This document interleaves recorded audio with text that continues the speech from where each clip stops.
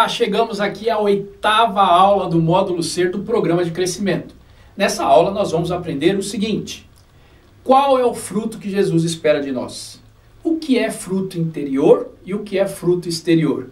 E por que é importante frutificar para Deus? Vamos começar definindo o que é o fruto pela biologia. O fruto é uma estrutura ou um órgão vegetal proveniente do ovário da flor que possui duas funções principais. Primeiro, proteger as sementes em seu interior, nutrindo enquanto elas se desenvolvem até a maturação. 2. Promover a dispersão das sementes no solo, ou seja, a disseminação, na época de maturação.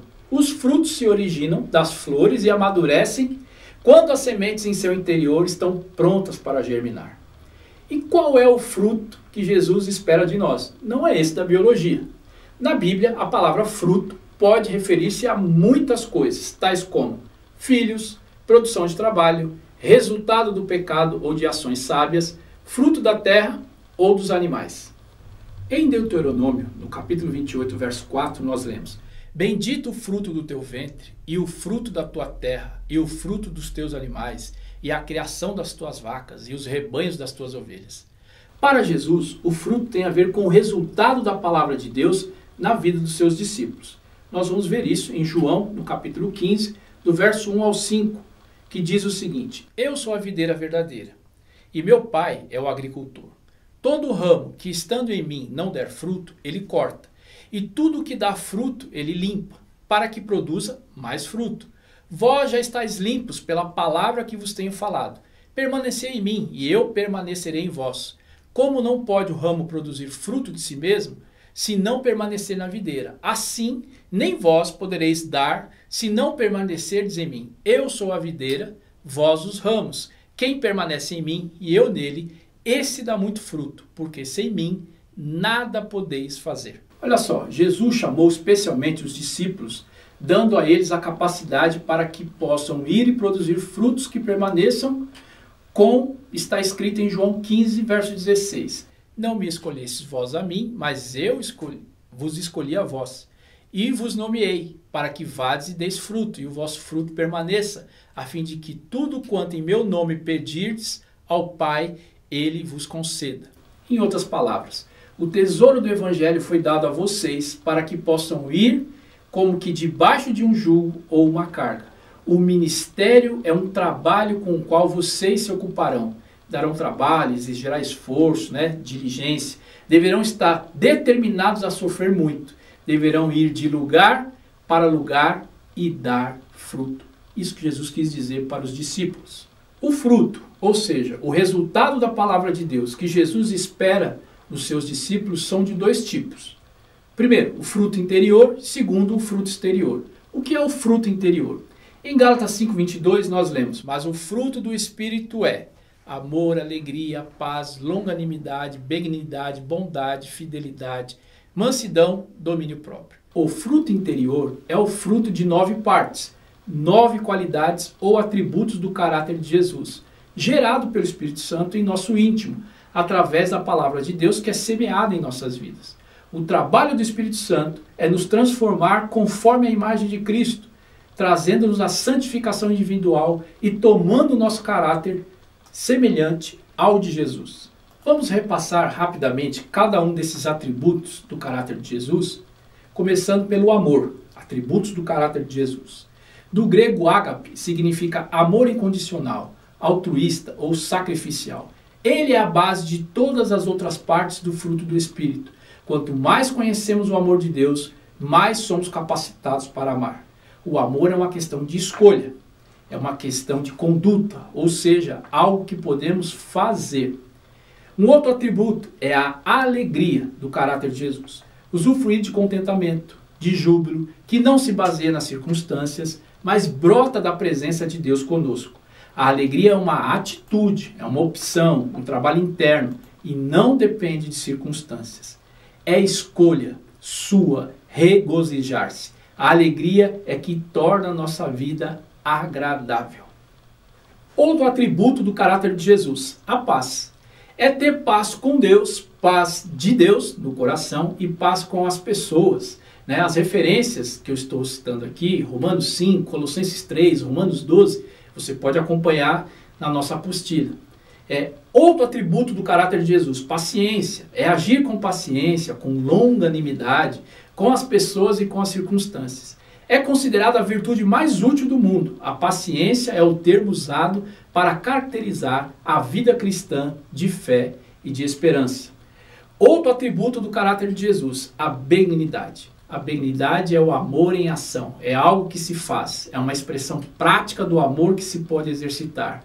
É visível, é ativa e não apenas emocional.